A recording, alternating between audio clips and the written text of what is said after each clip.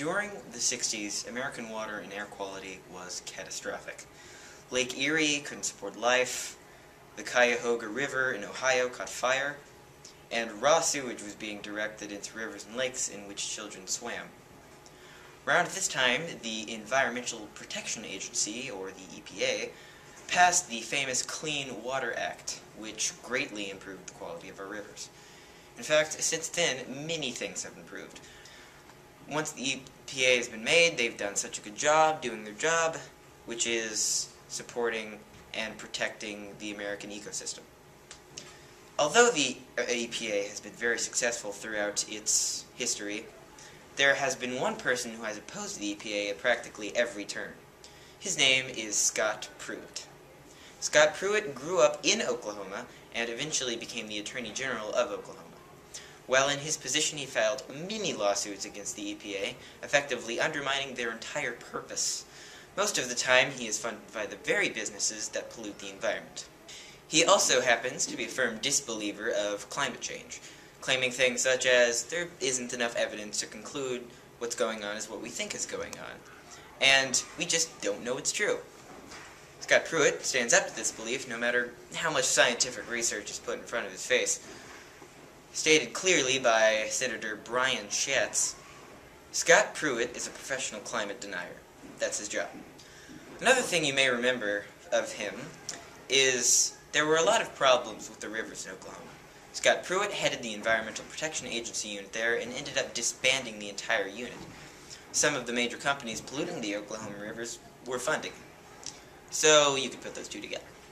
By now you must be thinking to yourself, Scott Pruitt seems to really hate the EPA and want to stop them from achieving their very purpose.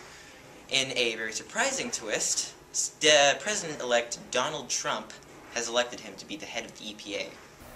With him and the others who have spoken, to really express my grave concerns about the nomination of Scott Pruitt as Administrator of the Environmental Protection Agency.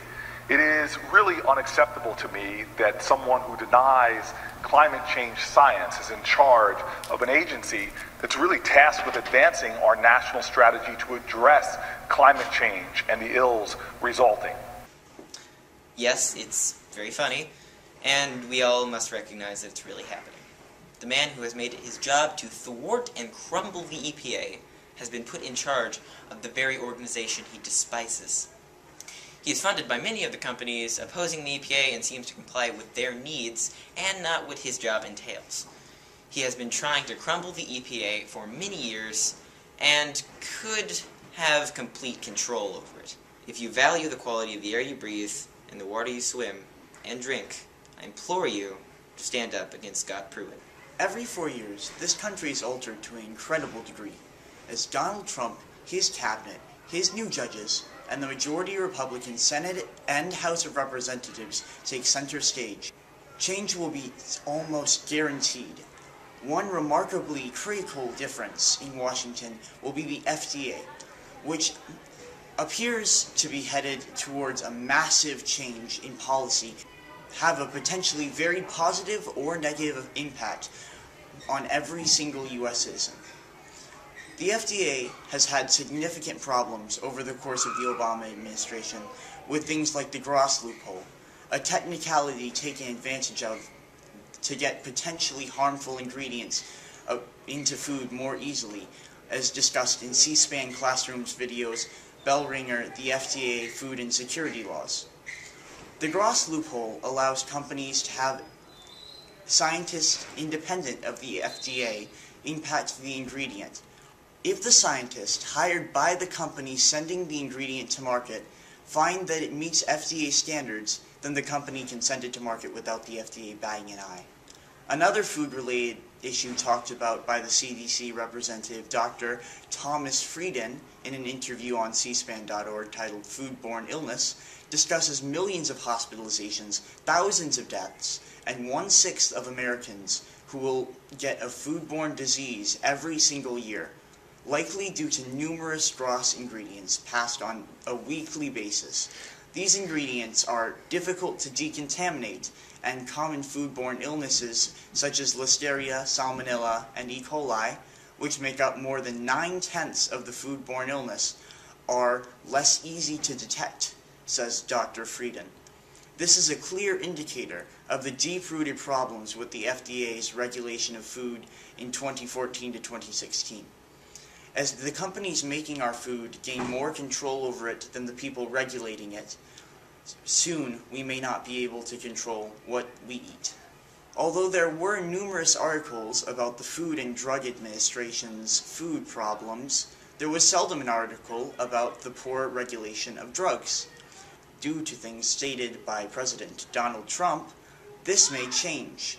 Robert Weissman, the Public Citizens Center president, who talked in cspan.org's Robert Weissman on the deregulation of the Trump administration, describes the conflict of interests very well. What does that mean when it comes to possible regulation changes there?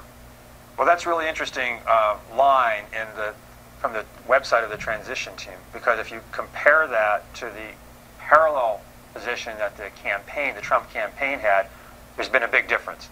So the candidate ran saying he wanted to do something about drug pricing, and he was worried about excessive price, and the drug companies had an obligation to the public, and that was on the website for the campaign. Then you sort of do the compare and contrast. The transition website now echoes terms that are used by the big pharma industry to talk about deregulating safety standards at the Food and Drug Administration. Troublesome, to say the least. The Trump administration's FDA start isn't looking great, and there's a lot of work in the years ahead. But with Trump at the wheel, anything could happen. And if we manage to fix the gross loophole and make sure that the drug deregulation process never sees the light of day, the FDA may still stand a proud American organization, keeping us healthy and safe for decades to come.